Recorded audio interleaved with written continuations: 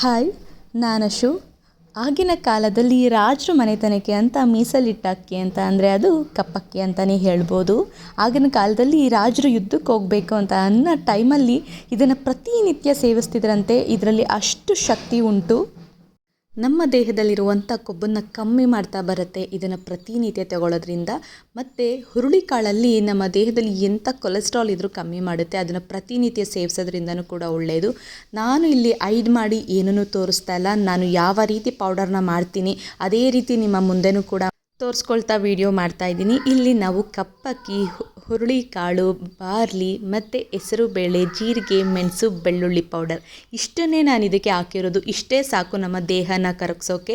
ಒಳ್ಳೆ ಎಕ್ಸಸೈಸ್ ಇತ್ತು. ದಿನಕ್ಕೆ ಒಂದು ಅರ್ಧ ಗಂಟೆ ಯೋಗ ಎಕ್ಸಸೈಸ್ ಅಥವಾ ಯಾವುದಾದ್ರೂ ಒಂದು ಒಳ್ಳೆ ವಾಕ್ ಇದ್ದು ಡಯಟ್ ಚಾರ್ಟ್ನ ಮೇಂಟೈನ್ ಮಾಡ್ಕೊಳ್ತಾ ಬಂದರೆ ನಿಜವಾಗ್ಲೂ ನಾವು ಒಂದು ತಿಂಗಳಲ್ಲಿ ವೇಟ್ನಂತೂ ಕಮ್ಮಿ ಮಾಡ್ಕೋಬೋದು. ಹಾಗೆ ಇಲ್ಲಿ ಏಜ್ ಅಂತ ಅಂದರೆ 15 ವರ್ಷದ ಮೇಲ್ಪಟ್ಟವರಿಂದ ಒಂದು 58 ವರ್ಷದವರೆಗೂ ಕೂಡ ತೊಗೊಬೋದು. ಯಾವುದೇ ರೀತಿ ಸೈಡ್ ಎಫೆಕ್ಟ್ಸ್ ಇಲ್ಲ, ಯಾವುದೇ ರೀತಿ ಪ್ರಾಬ್ಲಮ್ ಇಲ್ಲ. BP, ಶುಗರ್, ಥೈರಾಯ್ಡ್ ಇರೋರು ಕೂಡ ತೊಗೊಬೋದು.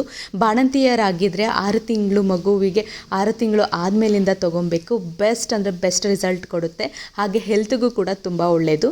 ಈಗ ಇಷ್ಟು ಕಾಳನ್ನು ನೀಟಾಗಿ ನಾವು ಮೊದಲನೇದಾಗಿ ತೊಳೆದು ಒಣಗಿಸಿ ಇಟ್ಕೊಂಡಿರಬೇಕು. ಅದಾದ ನಂತರ ಕೆಂಪಾಗೋವರೆಗೂ ಫ್ರೈ ಮಾಡ್ಕೊಬೇಕು.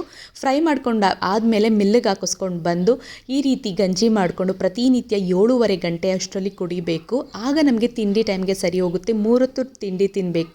ಊಟ, ತಿಂಡಿ ಮತ್ತು ಲಂಚ್ ಏನಿರುತ್ತೆ ಅದನ್ನು ತಿನ್ನಬೇಕು. ಯಾವುದೇ ಕಾರಣಕ್ಕೂ ಊಟನ ಸ್ಕಿಪ್ ಮಾಡಿದ್ರೆ ನಾವು ಸಣ್ಣ ಆಗಿಬಿಡ್ತೀವಿ ಅಂತ ಅಂದ್ಕೊಳ್ಳೋದು ನಿಮ್ಮ ತಪ್ಪು ಕಲ್ಪನೆ.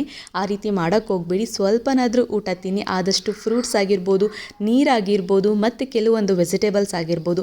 ಈ ರೀತಿ ಪ್ರತಿನಿತ್ಯ ತಿಂತಾ ಬರೋದ್ರಿಂದ ವೆಯ್ಟ್ ಲಾಸ್ ಕೂಡ ಆಗುತ್ತೆ. ಹಾಗೆ ನಮ್ಮ ದೇಹದಲ್ಲಿ ಪ್ರೋಟೀನ್ ಅಂಶ ಇಲ್ಲ ಅಂತ ಅಂದರೂ ಕೂಡ ನಾವು ವೆಯ್ಟ್ ಗೇನ್ ಆಗ್ತಾ ಇರ್ತೀವಿ. ಆ ಪ್ರೋಟೀನ್ ಅಂಶ ನಮ್ಮ ದೇಹಕ್ಕೆ ಬೇಕು ಅಂತಂದರೆ ನಮ್ಮ ಹತ್ರ ಹೈ ಪ್ರೋಟೀನ್ ಮಾಲ್ಟ್ ಕೂಡ ಉಂಟು. ರಿವ್ಯೂ ನೀವೇ ನೋಡ್ತಾ ಇರ್ಬೋದು. Thank you.